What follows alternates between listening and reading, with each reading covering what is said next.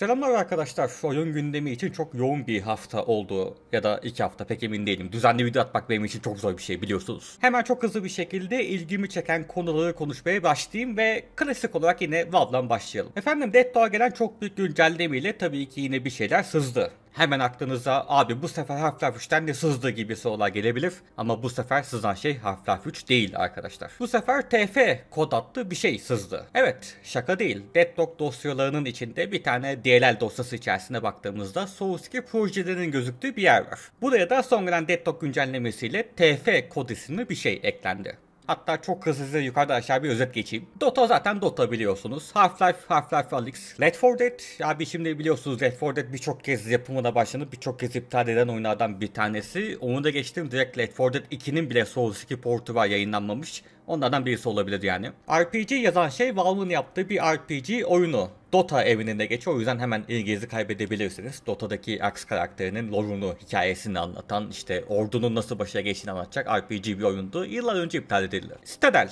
Half-Life 2'den tanıdığımız Citadel kod ismi, şu an oynadığımız Deadlock arkadaşlar. Yani evet, Citadel sonra Neon Prime, Neon Prime'den sonra Shadowline, Shadowline'dan sonra Deadlock oluyor. Ama hiç bu konuya girmeyelim, video çok uzar. Bunların hepsini kısaca Deadlock videosunda konuşuruz oyun çıktığında. Tabi oyunda ne zaman çıkarsa. Counter Strike zaten biliyorsunuz, Counter Strike 2 ve yeni eklenmiş olan kodumuz TF.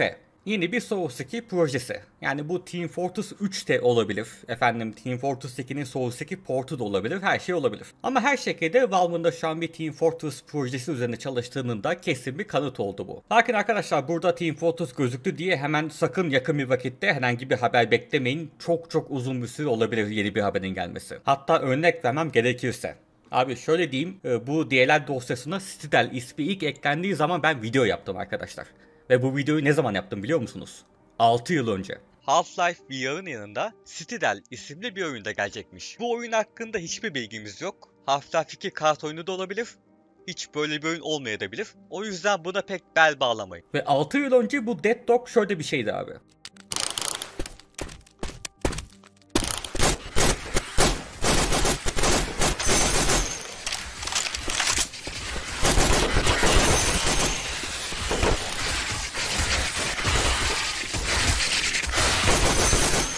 O yüzden bu Team Fortress yazan şey yıllar sonra ortaya çıkacak bir proje olabilir. Yani şimdilik unutun abi, şimdilik hiç heyecanlanmaya gerek yok. Yıllar sonra tekrardan bir şeyler çıkarsa o gün konuşuruz. Fortnite oynadım arkadaşlar.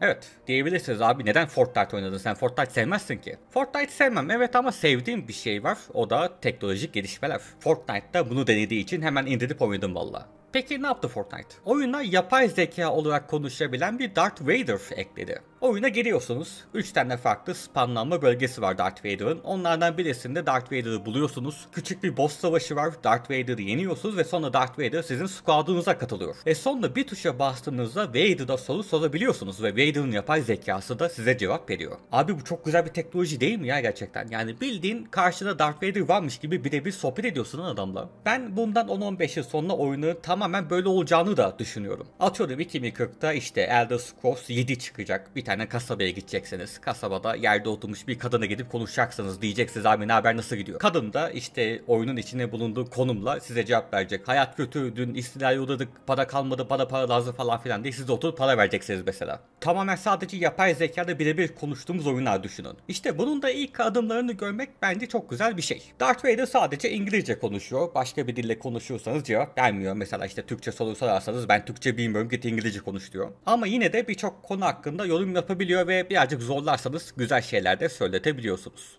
Vader, can you say Fenası Kerim? Tactical tracker. Is this Fenas Kerim of strategic importance?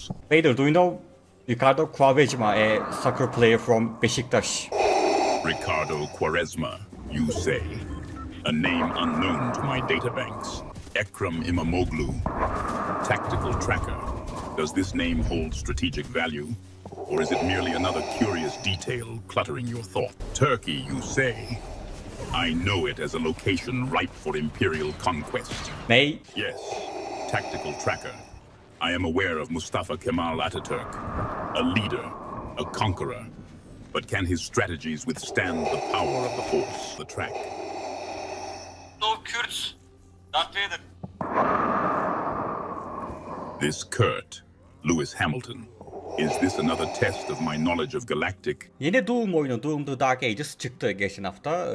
Kısaca videosu yapmadım çünkü açıkçası oyun hakkında konuşacak fazla bir şeyim yoktu.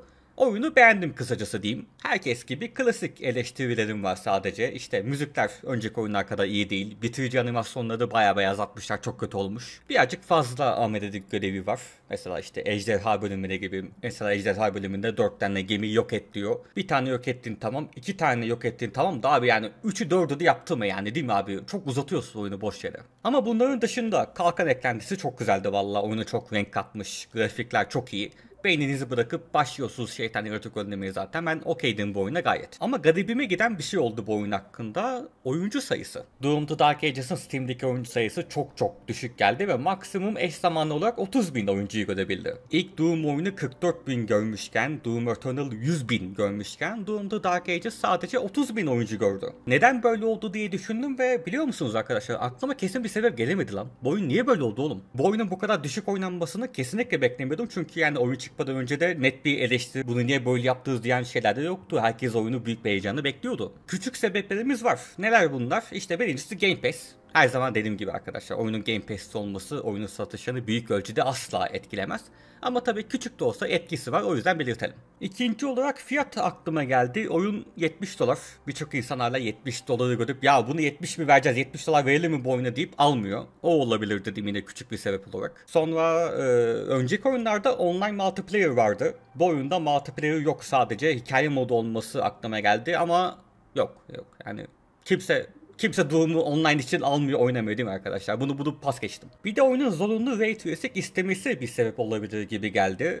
Bu şekilde biliyorsunuz işte Ray Tracing destekli olmayan kartlar yani 2066 kartlar oyunu otomatik olarak açamıyor. Sistem gereksinimleri yüksek olduğu için de 2000 seviyesi bile zor işte DLSS ile kurtarıyor ki DLSS ile bile galiba 60 FPS vermiyor birçok yerde. O olabilir dedim ama sonra işte Steam verilerine baktım. Şöyle bir baktığımda yaklaşık %10'luk bir kesim sadece oyunu açamıyor. O da fazla gelmedi açıkçası. %10'luk fazla etkilemez diye düşünüyorum. Kaldım yani böyle. Bu oyun niye bu kadar sattı? Gerçekten hiç fikrim yok. Başka bir teorisi olan varsa dinlerim valla. Efendim bir de yeni söylentilerimiz var tabii ki. Öncelikle Kurakasis. Daha önce birçok şeyi doğru sızdan bir abimiz kendisi. Çok yakın bir vakitte yeni bir BioShock projesinin duyurulacağını söyledi. Biliyorsunuzdur Haziran'ın başında birçok oyun etkinliği var. Orada duyurulması muhtemel yani. Ve bu yeni gelecek BioShock duyurusunun Rapture ile çok ilgili olduğunu söyledi. Birçok yerde Rapture ile ilgili şey varmış. Bu da beni birazcık düşünmeye itti. Şimdi birçok arkadaş unutuyor ama arkadaşlar BioShock 4 çoktan duyuldu yani. BioShock 4 2019'da duyuldu arkadaşlar. 6 yıl oldu, artık yapım sürecinin sonundayız. Oyun çıkacak. Ama şöyle bir şey var ki BioShock 4'te Rapture yok. Nereden biliyorsun? Çünkü bu oyunda sızdı arkadaşlar. İsmi BioShock Isolation, yine şehir konsepti var. Alt şehir, üst şehir. Üst şehirde zengin insanlar var. Güzel şekilde yaşıyor bunlar. Alt şehirde de fakirler var. Bunlar da sefalet içinde yaşıyor. Böyle bir konsepti var oyunun. Ve bu oyunda Rapture yok yani. O yüzden bu duyuruda Rapture olması acaba BioShock 4 değil de BioShock 1'e remake mi yapıyorlar söylentisine itiyor. Açıkçası güzel uğraşılmış bir remake'e hayır demem ben. BioShock çıkalı 20 yıl oldu nereden baksan. Kesinlikle bir remake'e ihtiyacı var bence. Ama bu remake'in hakkını verebilirler mi bu oyuna? Bu oyun çünkü BioShock çok büyük bir oyun bence. Ondan şüpheliyim. Bir de Teziki adlı bir kullanıcı. Kendisi Rockstar Games ile ilgili her şeyi sızdıran bir kişi.